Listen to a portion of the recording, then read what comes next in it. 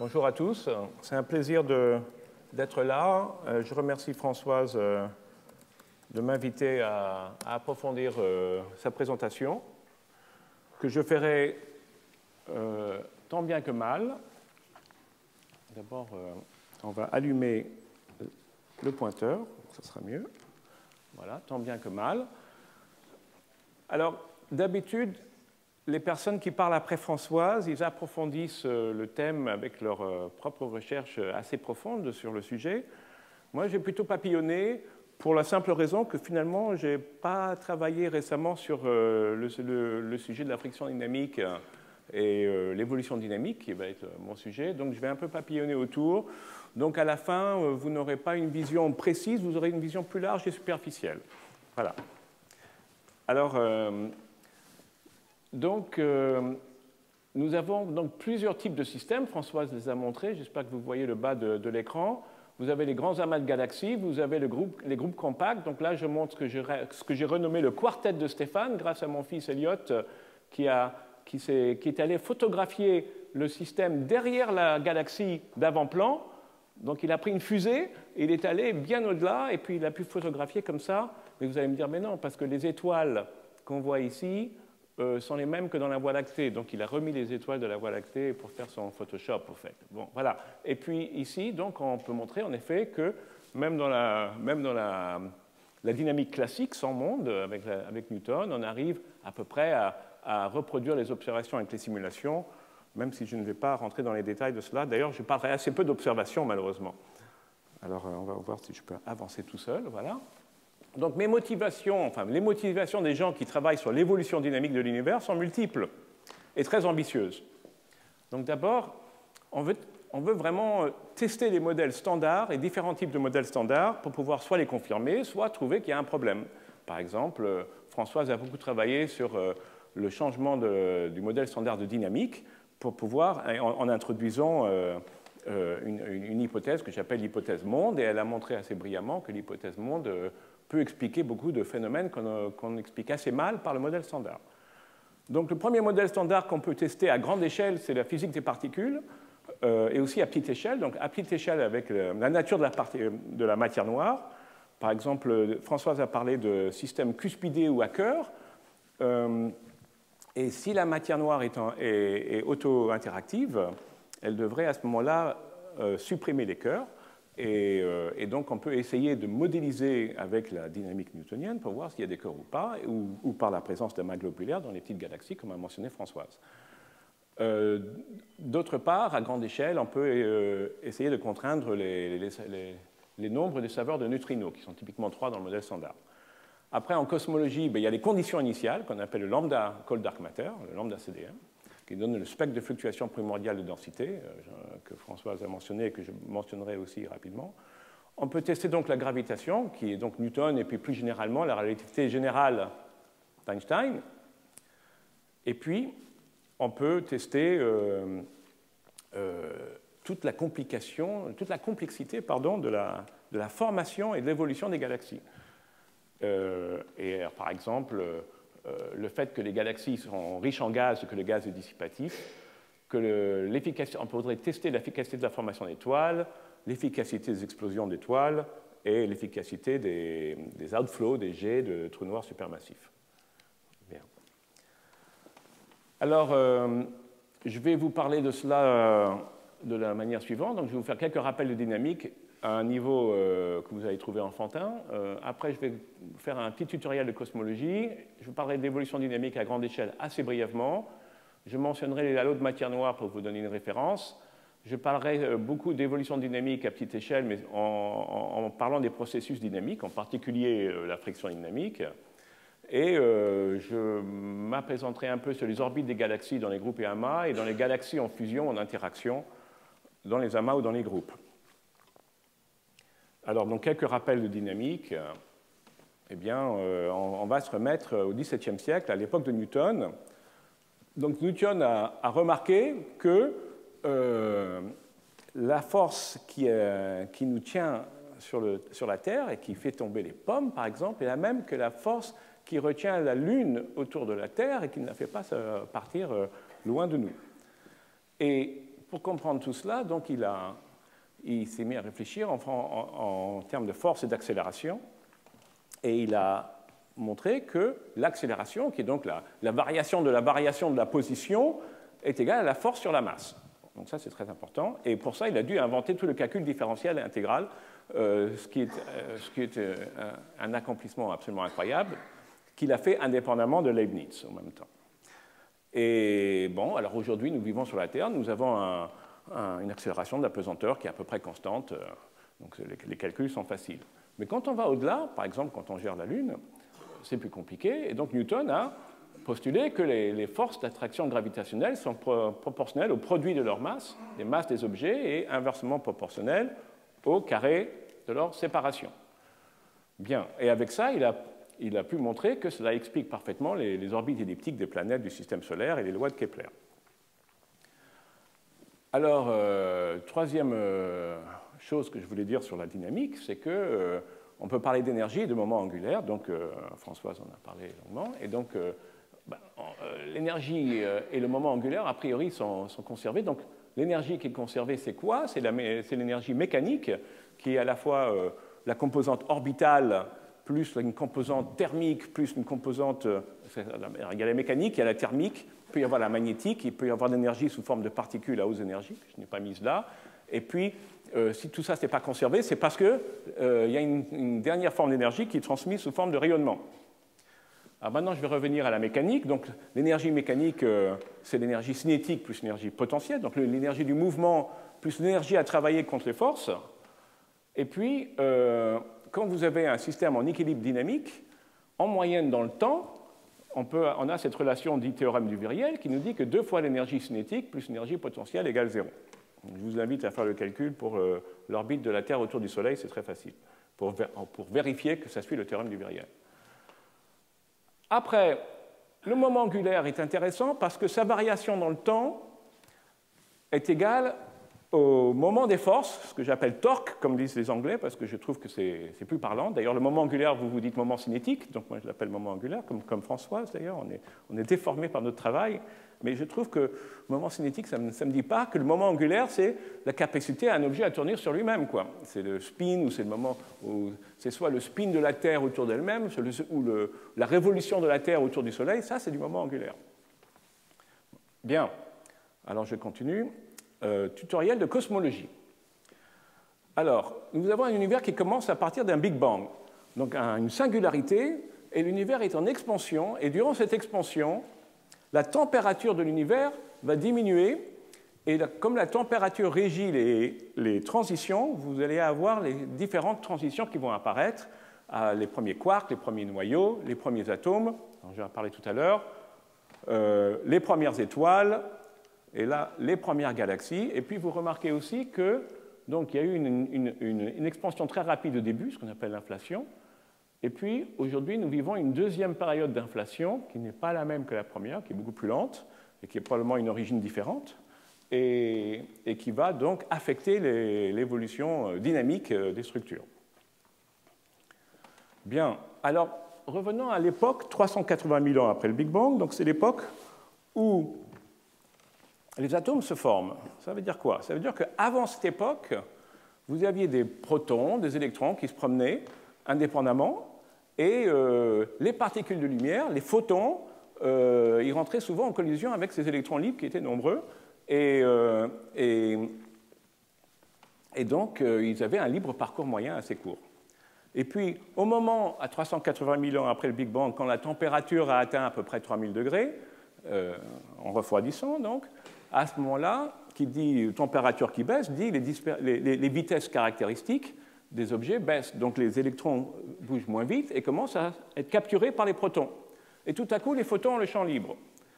Et donc, nous pouvons voir jusqu'à cette époque-là, avec les meilleurs télescopes, mais on ne peut pas voir plus loin parce que l'univers est opaque avant cette époque. Donc ce qu'on voit avec, par exemple, la mission Planck, après COBE et WMAP, c'était une jolie carte des fluctuations de température de ce fond cosmique micro-ondes donc avec une lumière à 3000 degrés que nous percevons à 2,7 Kelvin, donc 2,7 degrés au-dessus du zéro absolu.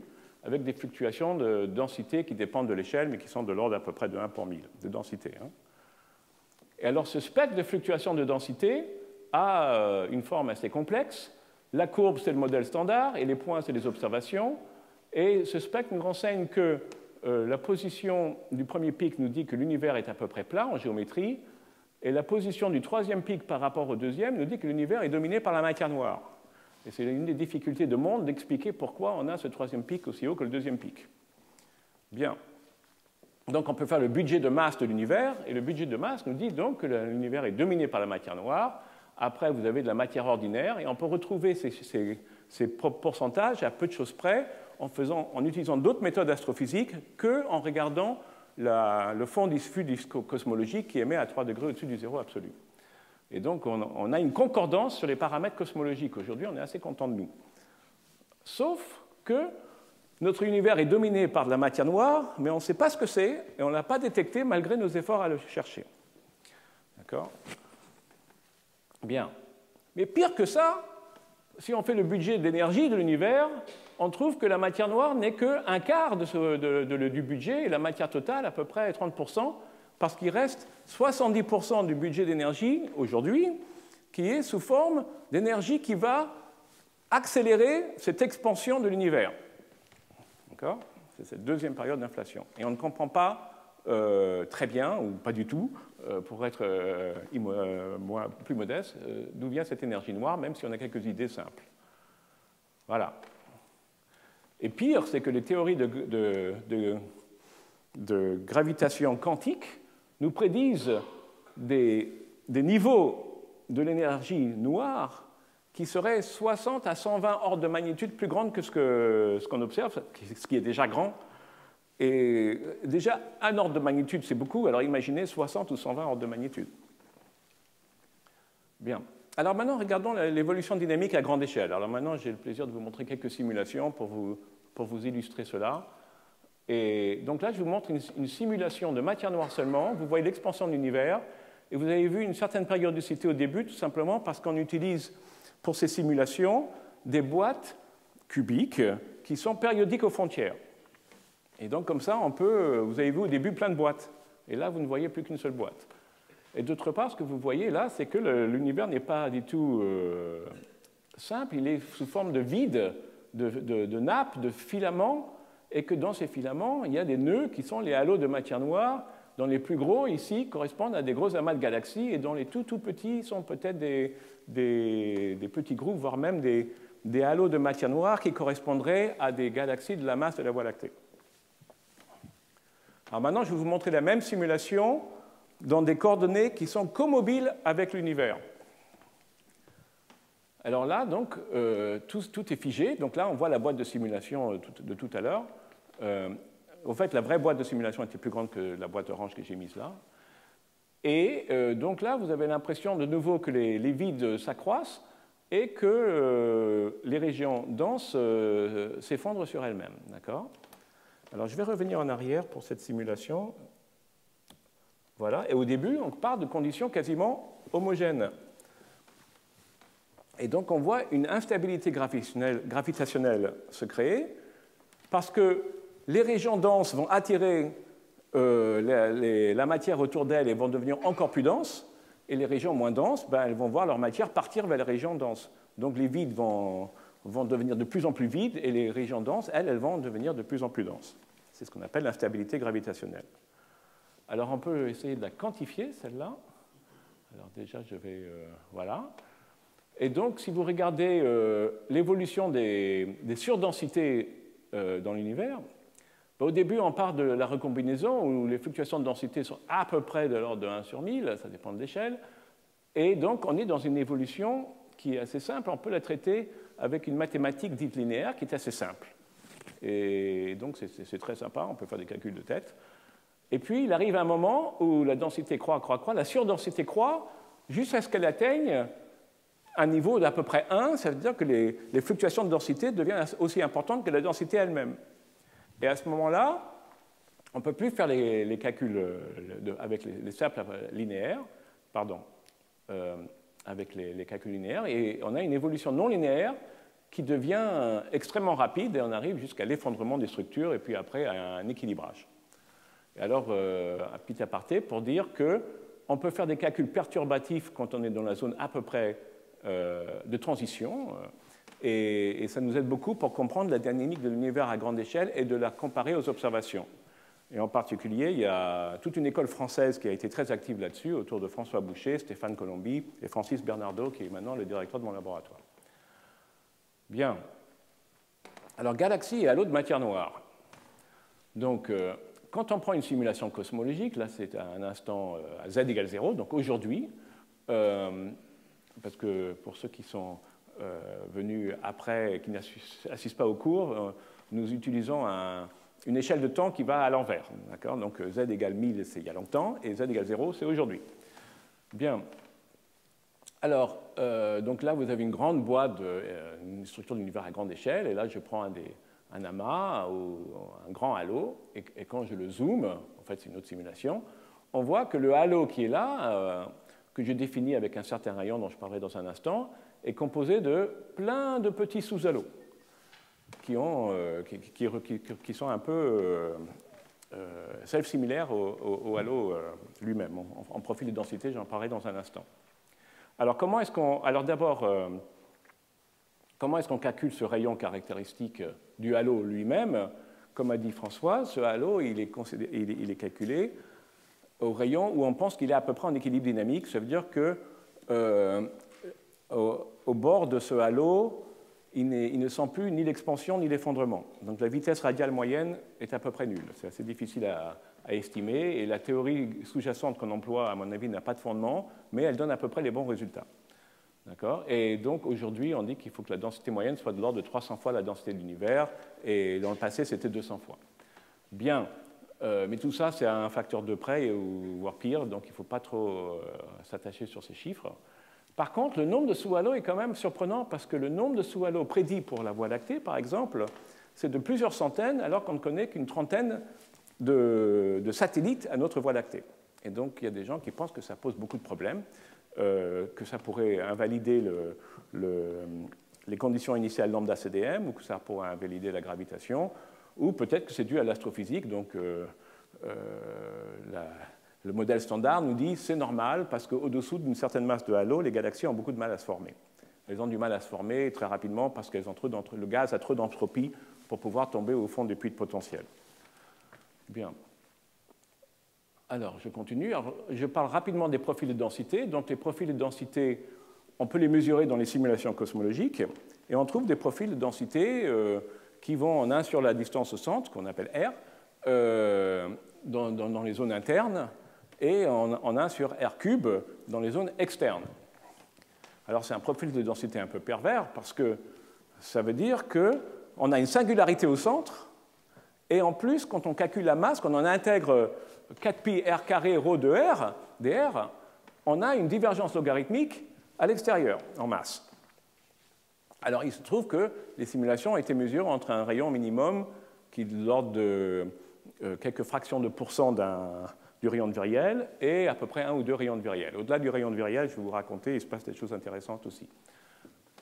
Après, donc je vous montre la forme, et puis après, on peut remarquer qu'en projection, ce modèle qu'on appelle NFW, pour les initiales de ses auteurs, ressemble beaucoup au modèle de Cersich que Françoise vous a montré, est un bon représentant des galaxies elliptiques. Sauf que ça ne marche que pour un indice particulier de 3. Deuxièmement, les mêmes Navarro, Frank et White qui ont conçu ce premier modèle NFW ont réitéré, et ils ont remarqué qu'un deuxième modèle qui est la généralisation 3D du modèle de Cersich, qui lui est un modèle 2D, donne une représentation encore meilleure. On voit ici que les résidus par rapport au profil de densité sont meilleurs que le modèle NFW pour le profil de densité des halos de matière noire dans les simulations cosmologiques. Après, quand vous ajoutez toute la physique dissipative et de l'hydrodynamique, et quand vous ajoutez la physique, l'astrophysique, les effets de rétroaction par les explosions de supernovae et les jets de noyaux actifs, ça change les profils, surtout à l'intérieur. Mais ça nous donne quand même, c'est quand même utile pour les amas de galaxies, parce que les amas de galaxies, on vérifie que la distribution de gaz chaud qui émet en rayon X, comme a mentionné Françoise, elle est cohérente avec le profil NFW, ainsi que la distribution des galaxies, je vous en parlais tout à l'heure, tout de suite. Là. Donc, on voudrait savoir qu'est-ce qui se passe au-delà d'un rayon de viriel, parce que quand vous allez au-delà du halo, vous allez commencer à attraper les autres halos. Et donc, vous ne mesurez plus, par exemple, quand vous regardez la distribution en nombre, la densité en nombre des galaxies autour d'un amas, vous ne mesurez plus l'amas, vous mesurez les autres amas. Mais on aimerait bien savoir, quand même, mais quel est le profil de densité intrinsèque de l'amas, du premier amas, du gros amas. Et ce n'est pas si simple à trouver la réponse à cette question, pour la simple raison qu'il faut pour ça décider d'assigner chaque galaxie à un amas unique. Et l'amas unique, logiquement, c'est l'amas le plus proche en unité du rayon du viriel de cet amas. Mais il arrive une autre variable qui est quelle est la masse minimum de groupe ou d'amas auquel on va assigner des galaxies pour trouver l'amas le plus proche, le groupe ou amas le plus proche. Si vous prenez le groupe ou amas, si vous prenez une masse minimum très basse, et si vous avez, moi je suis un gros amas et mon cousin Guy serait une petite galaxie, par exemple, eh bien, donc voilà, je vous présente Guy. Eh bien, si la masse minimum est très basse, Guy va pouvoir s'assigner à son propre halo de matière noire. Et donc, moi, je ne vais pas le récupérer en tant qu'amas. Alors que si je mets plus haut la base d'assignation minimale, à ce moment-là, Guy va être assigné à moi-même, il ne s'assignera pas à son propre halo.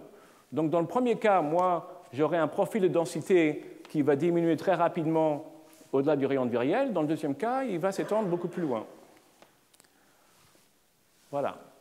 Donc, on a fait ça sur des simulations dans l'espace réel. Donc, c'est des simulations semi-analytiques avec le dernier modèle, dernier cri, Henriques.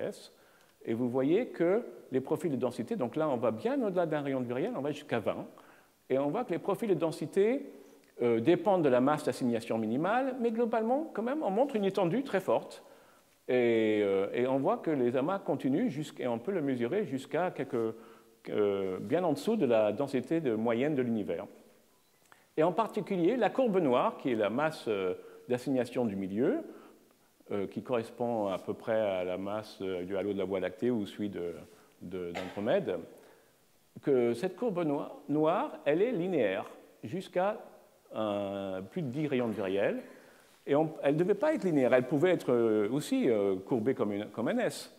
De plus, la pente de cette courbe noire est moins 3. Et troisièmement, quand on regarde les résidus par rapport au meilleur ajustement NFW ou NASTO, où les ajustements ne sont faits que jusqu'à 2 rayons de viriel, on voit que les résidus de la courbe noire sont quasiment nuls jusqu'à 13 rayons de viriel. Et ce n'est pas vrai pour le modèle NASTO qui pourtant fit mieux à l'intérieur. Bien. Alors on a fait ça aussi sur les places observables, parce qu'il ne faut jamais croire les simulations. Il faut faire ça directement sur les observations. Donc on a fait ça en noir, mais on a quand même pris les simulations pour lesquelles on a fait l'assignation, parce que l'assignation des galaxies aux amas est difficile dans l'espace observable, parce qu'il y a des distorsions de redshift. Je ne sais pas si Françoise en a parlé, mais on mesure mal les distances. Mais on a pris les données simulées du modèle semi-analytique, on a fait l'assignation dans l'espace réel, on les a projetées, et ça c'est les points rouges. Et les points rouges correspondent bien à la courbe rouge.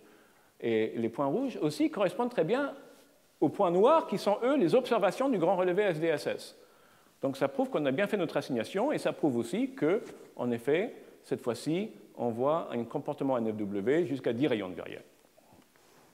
On ne sait pas très bien ce que ça veut dire encore. On est en train de réfléchir dessus. Est-ce que c'est lié aux conditions initiales de l'univers ou pas? Mais ça a des répercussions importantes parce que les gens qui construisent des catalogues de galaxies virtuelles, des catalogues virtuels de galaxies, pardon, une façon de faire qui est très à la mode en ce moment, c'est ce qu'on appelle le HOD. Françoise en a fait référence. Et dans les HOD, on avait tendance à arrêter de peupler les galaxies ou dans les halos au rayon de viriel du halo, ou alors on allait à 2-3 rayons de viriel. Donc, dans le dernier HOD que j'emploie, qui a 1 milliard de galaxies, qui s'appelle Flagship, qui est pour la mission Euclide, dont je parlais tout à l'heure, là, j'ai vérifié jusqu'à où ils sont allés, parce que j'aurais demandé d'aller plus loin, et ils sont allés jusqu'à 7. Donc, c'est déjà bien. Bon, alors donc ça veut dire quoi? Ça veut dire que les halos de matière noire, ben, finalement, c'est un peu comme des icebergs. On ne voit que le haut et que les autres halos cachent tout le bas du halo qui, lui, continue. Voilà. Bien. Alors maintenant, comment ça se passe à plus petite échelle, les simulations? Donc je vous remontre, en zoomant cette fois-ci, et toujours en co-mobile, les mêmes simulations que tout à l'heure, matière noire seule. Et là, vous voyez comment vous voyez la formation des amas de galaxies, et vous voyez les petites structures là, qui sont des petits groupes là, qui sont en train de tourner autour des amas. On peut même parfois voir qu'ils subissent les effets de marée. C'est difficile à voir ici ou là, mais on peut voir des groupes qui explosent presque quand ils passent autour et qui perdent leur énergie orbitale par friction dynamique et qui finissent par tomber, et donc les amas deviennent plus gros. Maintenant, je vais vous montrer une simulation hydrodynamique. Alors, dans les simulations hydrodynamiques, les galaxies, les groupes et les amas sont à peu près les mêmes, mais les galaxies, elles, sont beaucoup plus fines. Elles ont des profils de densité un peu plus cospi, parce que le gaz a tendance à tomber au fond du puits de potentiel, parce qu'il est dissipatif. Et là, c'est un cas où on a... Alors là, on triche, là, on arrête le compteur et on tourne, et puis après, on va remettre le compteur. On a un groupe compact de galaxies. Ça, c'est une simulation illustrice qui est publique. Vous pouvez jouer avec. Il y a une grande base de données. Et donc, vous voyez là le gaz, et le gaz est en train de créer, avec des explosions de supernova et des jets d'AGN, on voit que ce gaz est très violent, mais au niveau des étoiles de la galaxie, ça se passe assez tranquillement. Et là, maintenant un groupe fossile qui devient quasiment une elliptique géante isolée. Bien. Alors, quels sont les processus dynamiques qui nous aident à comprendre cela? Je regarde ma montre. Donc, on va commencer par les choses simples. Quel est le temps de traversée d'un système? Le temps de traversée d'un système, c'est la taille du système divisée par la vitesse caractéristique des objets dans le système. Ce qu'on appelle la dispersion de vitesse avec la lettre sigma, parce que sigma en mathématiques, c'est la dispersion, ou l'écart-type, V. Bon. D'autre part, l'écart-type de vitesse est relié au rapport masse sur rayon. G est la constante de Newton, et la constante de vent sans dimension, on voit à peu près ici, à peu près 1,5. Alors après, donc, on peut mettre cette deuxième équation dans la première pour trouver, donc, pour un système à peu près autogravitant, quel va être le temps caractéristique de traversée, ce qu'on appelle le temps dynamique cette fois-ci. Et on voit, enfin, vous pouvez imaginer que ça va comme la densité moyenne à la puissance moins 1,5. Donc, plus un système est dense, plus les temps caractéristiques sont courts. Ça, c'est la règle fondamentale de la dynamique. Et alors, quand vous calculez ce temps au rayon de Viriel, en supposant pas des orbites circulaires, là, mais là, des orbites un peu caractéristiques, vous trouvez typiquement un quart de l'âge de l'univers. Si vous faites de la chute libre, le temps de chute libre, c'est pareil. Et si vous regardez le temps d'effondrement cosmologique, donc le temps qu'une fluctuation de densité dans l'univers primordial met à croître en densité et se défaire de l'expansion de Hubble et à s'effondrer, là, ce qui compte, ce n'est pas la densité moyenne de la structure, mais c'est la surdensité moyenne. Donc la densité moyenne moins celle de l'univers qui sert de référence, toujours à la puissance moins 1,5. Bien. Après, on peut regarder, et donc je crois que Françoise en a parlé, tu as dû parler de la relaxation dans un autre cours, mais je vais aller très rapidement. Donc, on peut regarder comment les trajectoires sont diffusées. Par exemple, si je suis une étoile ou une particule de masse me promenant dans une mer de particules de masse, je vais avoir des interactions avec les uns, avec les autres, je vais être dévié à droite, je vais être dévié à gauche, je vais avoir des échanges d'énergie avec les autres particules, et tout cela va faire que je vais oublier mes conditions initiales. Je vais oublier ma direction initiale et je vais oublier mon énergie initiale. D'accord? Donc Chandrasekhar a montré que le temps de relaxation, il a écrit une formule très compliquée, mais si on l'écrit de façon simple, le temps de relaxation peut s'écrire en fonction du temps dynamique que multiplie le nombre de particules divisé par son logarithme. D'accord? Donc, pour un système comme une galaxie elliptique, où vous avez 100 milliards d'étoiles ou 1000 milliards d'étoiles, pour une galaxie elliptique géante, le n est immense, le temps dynamique fait déjà quelques gigaons au maximum, et même au centre, il va faire peut-être quelques méga-ans, bon, quelques millions d'années, mais quelques millions d'années fois 10 puissance 11, ça fait beaucoup d'âge de l'univers, puisque l'âge de l'univers, c'est 14 milliards d'années.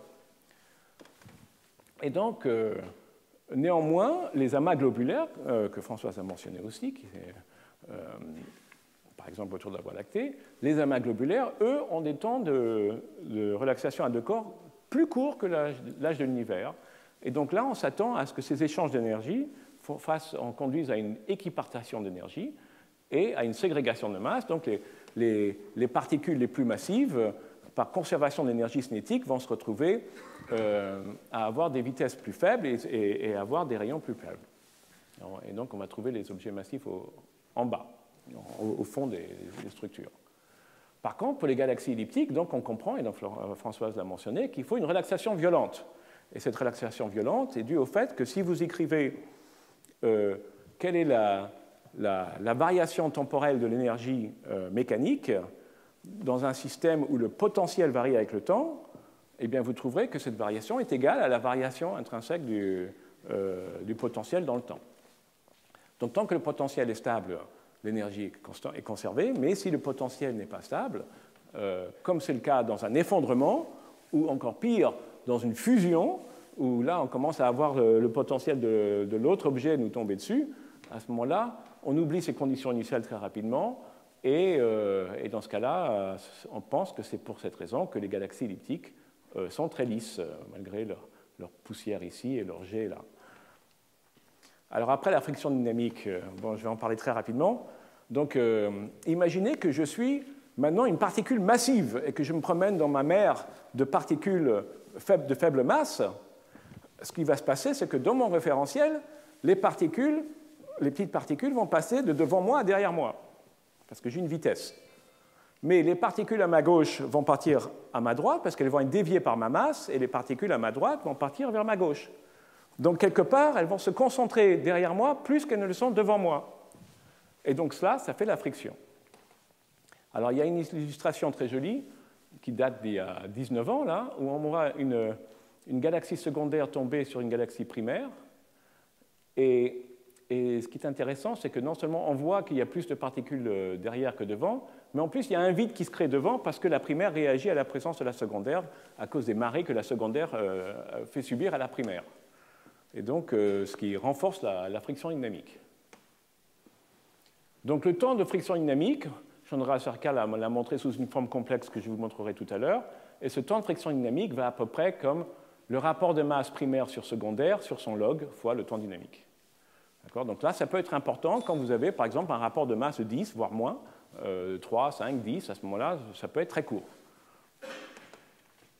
Alors après, je vais un peu sauter ça, mais on peut montrer que les formes des orbites sont conservées lors de la friction dynamique, parce que il y a circularisation au péricentre et il y a décircularisation à l'apocentre, et les deux phénomènes se compensent, et donc on a les orbites stables. Et donc j'en viens aux marées, parce que le temps presse. Donc qu'est-ce que c'est qu'une marée? Une marée, c'est tout simplement la différence entre les forces que je subis la force que je subis moins la force que subit mon système. Donc on est très au courant des marées que la Lune fait subir sur la Terre.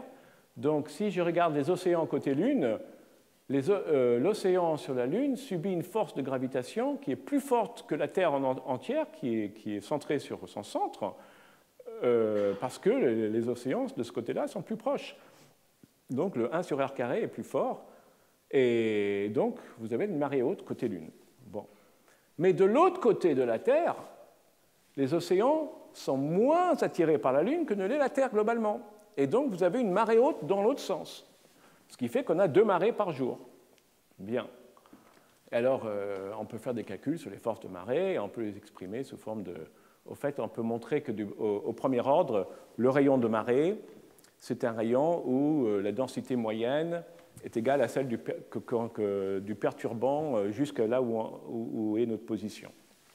Donc c'est encore un critère de densité moyenne. On retrouve souvent des densités moyennes qui sont eux-mêmes liées à des critères de temps ou de fréquence selon la façon dont vous analysez le problème.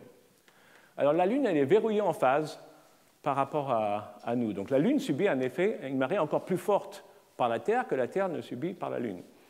Et quand on est verrouillé en phase, bon, il faut ajouter des termes non inertiels, de centrifuge, si vous voulez, et on peut montrer que dans le cas d'une masse ponctuelle comme la Terre par rapport à la Lune, on peut montrer que la marée, elle est extensive, donc elle va vouloir étirer la Lune vers l'extérieur.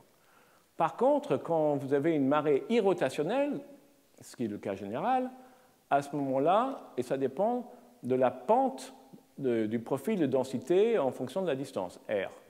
Et donc, pour le cas ponctuel, c'est moins 3, et pour le cas homogène, c'est 0. Et dans le cas de Navarro, Frank et White, c'est entre 1 et 3. Et donc, on voit là qu'on a une partie de la marée qui est compressive, et au centre des halos de matière noire, on pourrait même dire que les petits sous-halos ont une marée compressive partout. Ce qui retarde un peu les effets de marée, parce que les particules doivent traverser le système avant de sortir. Mais sinon, elle est là quand même, cet effet de marée. Il est là encore, cet effet de marée. Alors bon, les marées, on les voit dans les collisions de galaxies. Ça dure quelques milliards d'années. Et donc on voit là les queues de marée, Françoise en parle souvent. Elle a raison, c'est très important. Et je ne peux pas m'empêcher de vous montrer ces photos-là de cette occasion unique qu'on a eue il y a maintenant 24 ans, si mon calcul est bon, ça semble hier, où une comète s'est approchée trop proche de Jupiter, elle a pénétré son lobe de roche, qui est le rayon où les marées de Jupiter deviennent extrêmement forts, pour pouvoir casser la comète. Et donc la comète a été cassée en une dizaine de morceaux, une douzaine de morceaux, et on les a observés avant qu'elles ne frappent le Jupiter, et après elles ont frappé Jupiter et elles ont laissé des marques sur Jupiter. Bien. Alors après, donc, il y a tout le débat sur les effets des marées sur la friction dynamique. Donc, je répète un peu ce que tu as dit, Françoise, même si je le comprends moins bien que toi, je pense. Si on applique la formule de friction dynamique naïvement, on trouve que si les marées font diminuer la masse de la secondaire, ça va augmenter le temps de friction dynamique. Mais si on considère la déformation de la secondaire, ça veut dire que la secondaire, elle acquiert, il faut de l'énergie pour la déformer. Et cette énergie va être prise sur son énergie interne mécanique, qui est négative parce qu'elle est liée. D'accord, c'est la convention. Et donc, l'énergie restante va être... donc, l'énergie orbitale plus l'énergie interne étant constante, si vous augmentez l'énergie interne, vous allez diminuer l'énergie orbitale et vous allez rendre le système encore plus lié. Et donc, vous allez avoir une friction dynamique plus courte et pas plus longue. D'accord ? Donc, ça dépend de beaucoup de choses. Donc, Françoise a dit, par exemple, que c'est plutôt vers la fin du déclin orbital que l'effet masse commence à jouer. Et ça va dépendre aussi de la forme de l'orbite et de la concentration de la masse secondaire. C'est quelque chose qui est compliqué et à ma connaissance, ce n'est pas bien encore compris. En tout cas, on sait que les orbites sont typiquement allongées dans les simulations cosmologiques, avec des rapports entre l'apocentre, c'est-à-dire la plus grande distance, et le péricentre, donc la plus petite distance, donc séparation, de l'ordre de 6 fois ou divisé par 2, pour un écart type à peu près. Donc la force de marée va être impulsive comme ça au péricentre et va être très faible aux autres moments. Donc si vous voulez calculer les effets de marée, il faut moyenner sur l'orbite, ce qu'on peut faire soit au dos d'une enveloppe en trichant un peu, parce que ça donne des lois d'échelle très importantes, qu'on appelle l'approximation impulsive, soit en faisant le calcul proprement, en faisant l'intégrale numérique. Alors maintenant, je vais vous parler de fusion, parce que j'ai du retard. Il y a 3 types d'interactions entre galaxies. Il y a les fusions après déclin orbital dû à la friction dynamique. Donc voilà, vous avez une galaxie qui tombe sur la galaxie grosse qui est dans les groupes assez massifs et généralement elliptiques, et celle-là est une spirale. Vous avez des fusions directes entre satellites, généralement, et puis vous avez des rencontres rapides entre satellites qui ne donnent pas lieu à fusion parce que les vitesses sont trop grandes. Françoise a mentionné que dans les amas de galaxies, par exemple, l'écart type de vitesse est de l'ordre de 700 km/s. C'est beaucoup plus grand que les dispersions de vitesse internes, et donc on a beaucoup de mal à... il n'y a pas assez de friction dynamique durant la rencontre pour pouvoir créer des fusions. Alors, j'ai essayé de calculer en 92 et en 2000 quel est le taux de fusion directe majeur en fonction de la masse du groupe et de l'amas. Donc c'est très facile à faire. Donc le taux de collision, c'est simplement la densité en nombre fois le volume que voit un système qui a une vitesse. Donc le volume par unité de temps, c'est la vitesse fois l'intervalle de temps. Et donc vous faites ce calcul, on trouve ce produit de densité, section efficace, fois la vitesse. Tiens. Et donc on peut faire ça pour les fusions parce que les simulations nous indiquent quelle est la section efficace et comment est-ce que, de fusion et comment est-ce qu'elle varie avec la vitesse. Donc en 92, j'avais fait un calcul analytique et j'avais trouvé, assez surpris d'ailleurs, qu'il y avait un joli comportement aux grandes dispersions de vitesse des systèmes, donc les amas si vous voulez, et ça se comportait comme 1 sur la dispersion de vitesse au cube.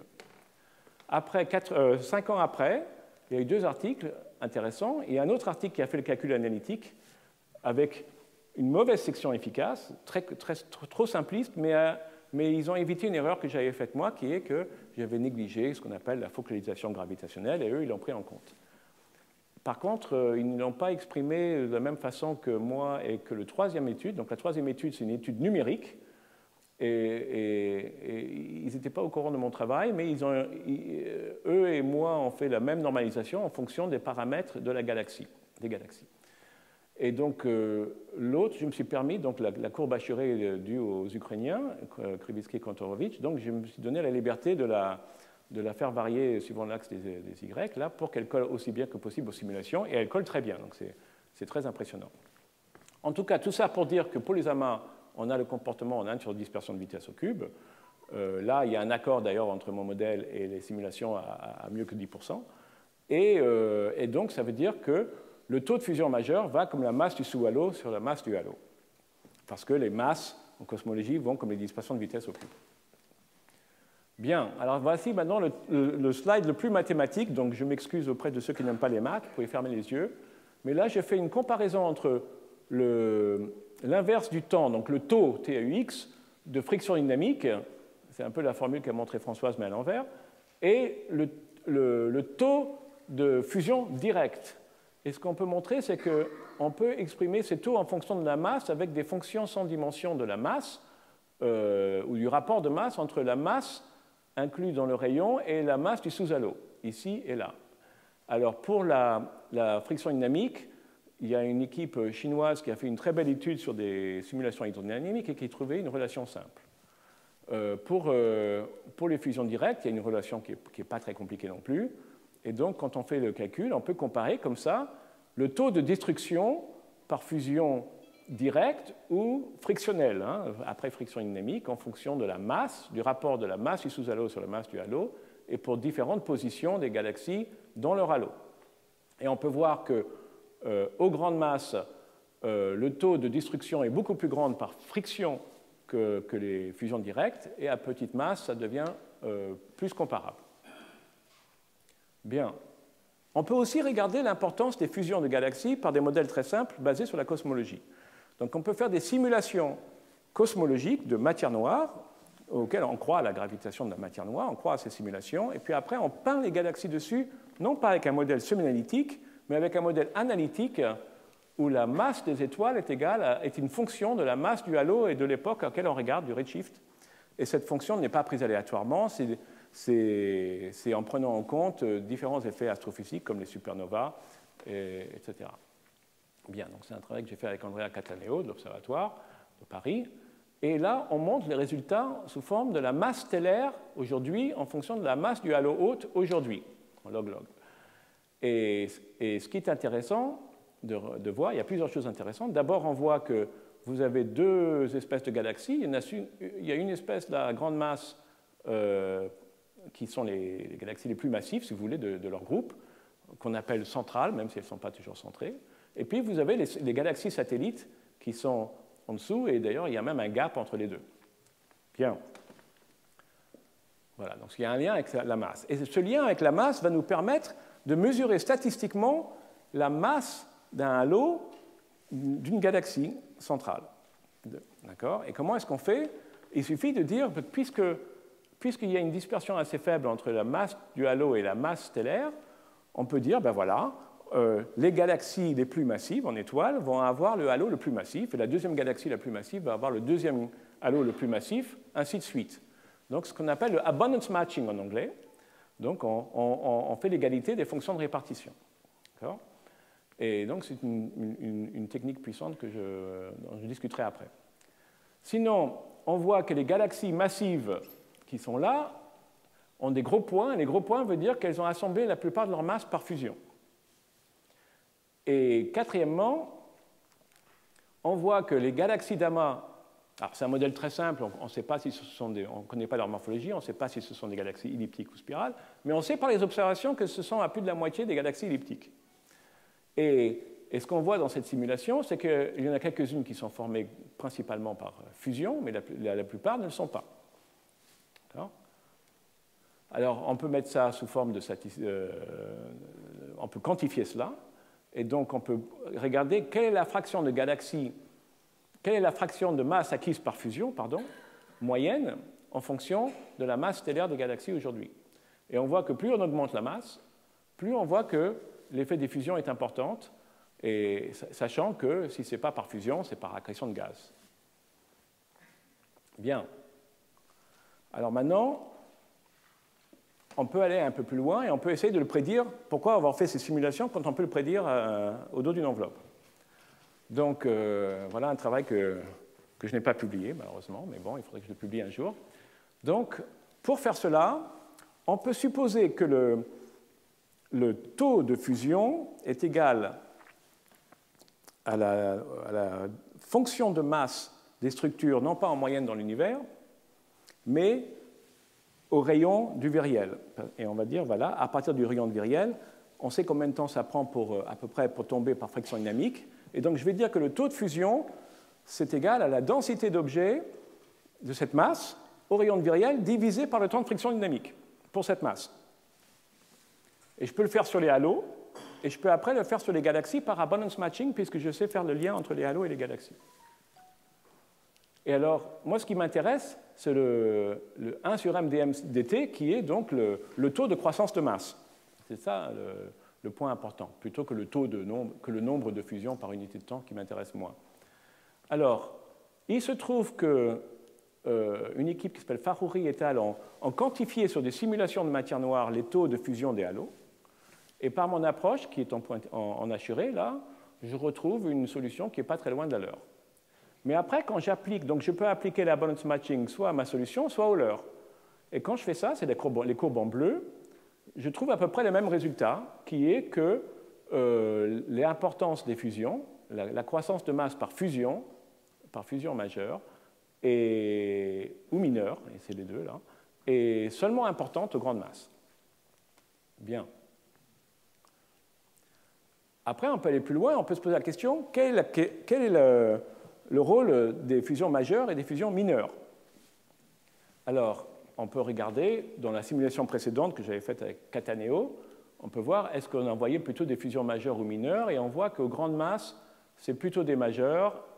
Donc on voit que, alors ça dépend comment on définit les majeures, si c'est de 3,1 à 1,1 en rapport de masse, ou 5,1 à 1,1, mais suivant le cas, c'est plus de la moitié de la masse acquise. Alors qu'à petite masse, déjà, à petite masse, je vous avais dit qu'on n'acquiert pas beaucoup de masse par fusion, mais en plus, le peu de masse qu'on acquiert par fusion, c'est plutôt par des fusions mineures. D'accord ? Maintenant, est-ce qu'on ne pouvait pas le prédire? Alors, j'applique de nouveau mon modèle. Alors, bon, je vous fais exception des mathématiques derrière. Donc, avec Fahouri peut le prédire directement sur les halos, parce qu'elle l'a mesuré. Et il n'y a pas beaucoup d'effets. Avec mon modèle simple, je trouve quelque chose d'un peu différent, mais il n'y a pas beaucoup d'effets, mais c'est un peu plus haut. Par contre, quand je fais la balance matching de son modèle ou de mon modèle sur les galaxies, je trouve un comportement qui ressemble un peu au Cataneo, dans le sens qu'il y a une masse optimale, environ 10 puissance 11 masses solaires, où j'ai des fusions majeures, où je crois, mais où j'acquiers ma masse, la masse acquise par fusion est par fusion majeure. En dessous, c'est quand même important, les fusions majeures, d'après mes modèles. Donc les fusions majeures dominent partout, finalement. Sauf pour les très très grandes masses, parce que les très grandes masses n'ont pas de partenaire avec qui fusionner majeur, parce que la fonction de masse stellaire diminue très très rapidement à grande masse. Bien. Alors après, on peut parler de l'évolution non sphérique. Donc ça, c'est pas moi, je suis très sphérique comme personne, donc ce n'est pas mon travail, mais c'est très intéressant, donc je vous le montre rapidement. Donc l'idée, c'est que les perturbations initiales de densité ne sont pas sphériques, mais ce sont des sphéroïdes triaxiaux, qui ont donc 3 axes, et donc ils vont s'effondrer sur l'axe le plus petit, d'abord, et ça pourrait créer des nappes. Après, je vais vous montrer que ce schéma n'est pas très bon, hein, mais bon. Et après, la nappe elle-même, elle va s'effondrer d'abord sur l'axe le plus petit, ça va donner un filament, et puis le filament peut être sera en expansion dans un sens, mais il est en équilibre sur l'échelle la plus petite. Là, quand on regarde les simulations, ce n'est pas ça ce que l'on voit. Ce qu'on voit, c'est qu'il y a des vides qui se rentrent dedans. Okay, et entre les vides, il y a des nappes, forcément. Mais simplement, les gros vides partent de sous-densité plus faible et donc s'accroissent plus vite. Elles voient une sorte de gravitation négative, donc elles sont en plus forte expansion, et donc elles vont faire pousser les petits vides, ce que j'ai montré avec les flèches bleues là. Et donc, ça va créer des vitesses pour les nappes, et de temps en temps, ces nappes de matière vont avoir, comme dans ce cas-là, et là il y a un filament, ce que j'ai mis en rose, vont avoir un moment angulaire, donc ils vont donner du spin au filament. Et ce spin au filament, comme l'ont très joliment montré Christophe Pichon et son équipe d'étudiantes, Sandrine Codis, etc., elles ont remarqué dans les simulations, et elles l'ont après modélisé, que les galaxies spirales peu massives ont un spin qui est typiquement avec un vecteur aligné avec le filament, comme prédit par ce modèle extrêmement simple. Puis après, qu'est-ce qui se passe? Ces deux galaxies spirales vont peut-être fusionner, mais elles ne vont pas se fusionner directement, elles vont se manquer un peu, et donc elles vont acquérir un moment angulaire perpendiculaire. Alors là, je l'ai mal dessiné parce que je ne pouvais pas très bien dessiner perpendiculaire à l'écran. Voilà, ça c'était perpendiculaire à l'écran, ce vecteur. Et donc les galaxies elliptiques ont un spin perpendiculaire au filament. En pratique, l'effet est extrêmement faible, donc c'est un effet de quelques pourcents sur les cosinus des angles de spin. Okay, mais elles ont vu une légère prépondérance pour les spins alignés avec le filament pour les galaxies peu massives et le contraire pour les galaxies massives. Bien, alors l'effet d'hydrodynamique, comme je vous ai dit, c'est que l'hydrodynamique est dissipative. Et contrairement, si vous prenez deux boules de matière noire, elles se traversent. Mais si vous prenez deux boules de gaz, elles s'arrêtent. Il y a un choc, elles chauffent, elles s'expandent, et puis après, elles émettent du rayonnement. C'est extrêmement compliqué. Et pire, après, donc, vous avez toute la rétroaction de l'astrophysique qui fait que parmi les étoiles qui se forment, celles qui font plus de 8 masses solaires vont exploser en supernova. Ça, on ne peut pas y couper. C'est comme ça, et ce sont des énergies qui sont comparables à l'énergie de liaison d'une petite galaxie. Et puis, vous avez les noyaux actifs au centre des galaxies, où il y a des trous noirs supermassifs au centre, qui pèsent à peu près 1/1000 de la masse du bulbe, et qui vont jeter des jets relativistes qui vont avoir un effet très important. Bon, je n'ai pas le temps d'en parler trop. Quelle heure il est? Je voudrais terminer dans les 5 minutes. Donc, orbite des galaxies dans les groupes. Donc, on peut définir 3 types d'orbites. Alors, vous pouvez imaginer que d'abord, les galaxies qui tombent dans un amas, elles vont tomber la première fois. J'appelle ça infall. Puis elles vont rebondir. Et quand elles rebondissent et qu'elles sortent hors de l'amas, on va les appeler backsplash, parce que c'est comme ça qu'on les appelle. Et puis après, elles vont finir par se situer dans l'amas. Et pendant ce temps, l'amas, il grandit en taille. Il grandit en taille tout simplement parce que la densité de l'univers diminue. Et comme l'amas est défini par rapport à la densité moyenne de l'univers, il augmente en taille. Alors, j'ai essayé de le montrer là. Donc, vous avez un diagramme de phase avec la vitesse radiale en 3D et là, la distance au centre en 3D. Et donc, vous avez l'infall là, qui arrive là, à vitesse négative, puisqu'elle tombe. Et puis après, ça rebondit ici. Et puis après, ça atteint une distance maximale, ça retombe. Et puis après, ça rebondit, ça retombe, ça rebondit, ça retombe plein de fois. Et ça finit par s'équilibrer avec la distribution des galaxies d'amas, ce qu'on appelle le virialisé. Donc, ça fait 3 classes. Backsplash, infall, backsplash et virialisé. Alors, quelle est la distance maximum de backsplash? Alors, au début, on a dit que c'était, en raisonnant avec les mains, c'était de l'ordre de 2 rayons de viriel. Moi, je l'ai montré de façon plus rigoureuse et Gilles et al. Après l'ont vérifié sur simulation. Alors, ce qui est intéressant, c'est que dans l'analyse que je vous ai montrée tout à l'heure sur les profils de densité, on voit un petit kink là dans la distribution de densité. Et quand on regarde les résidus, on voit qu'il y a quelque chose ici une sorte de coupure. Et cette coupure correspond précisément au rayon de backsplash. Et j'ai refait cette figure, celle-là en étant un peu plus libéral sur mon choix de galaxies, loin du bord, etc. Et il y a une coupure très nette d'un facteur, je crois que c'est 3 sur la densité surfacique du nombre de galaxies. Bien. Alors maintenant, quand on essaye de mesurer les orbites, ce n'est pas facile parce qu'on ne voit pas les 6 dimensions de l'espace de phase. On voit que la position sur le ciel, qu'on réunit à une distance au centre projetée sur le ciel, et les vitesses lignes de visée. Donc là, je vous montre ce diagramme de phase d'espace observable. Et à partir de ce diagramme d'espace observable, une bonne technique est d'ajuster la distribution de ces traceurs du potentiel par des modèles. Donc c'est ce que je fais avec. Donc j'ai un code rapide qui s'appelle MAMPOST qui le fait très rapidement au moyen de quelques hypothèses dont on peut discuter, mais qui marchent très bien quand on fait des tests sur des simulations. Et donc là, un travail qu'on est en train de préparer sur l'anisotropie des vitesses, donc la dispersion de vitesse radiale divisée par la dispersion de vitesse tangentielle. Donc plus c'est haut, plus c'est radial, et 1 c'est isotrope, et en dessous de 1 c'est plutôt circulaire. Et donc là, pour la première fois, on sépare en spirale, elliptique et lenticulaire. Et donc ce qu'on trouve, c'est qu'à l'extérieur, à l'intérieur, c'est à peu près tous à peu près isotropes, mais à l'extérieur, au-delà du rayon de Viriel, les données semblent indiquer que les spirales sont sous des orbites radiales et les elliptiques plutôt sur des orbites isotropes et les lenticulaires intermédiaires. Et on est en train de réfléchir aux causes de cela. Bien. Il me reste 2 minutes, donc je vais sauter les slides suivants, là. Je n'ai pas le temps d'en parler. Simplement, je vais vous montrer le dernier slide, là, de cela. Ah mince, je vais quand même vous montrer celui-là. Donc ici, on peut regarder dans les galaxies en interaction dans le relevé SDSS. On les connaît parce qu'ils ont été identifiés à l'œil.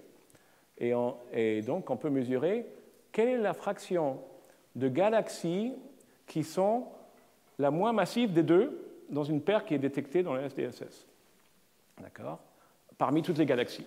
Donc, quelle est la fraction de galaxies qui sont des interacteurs secondaires?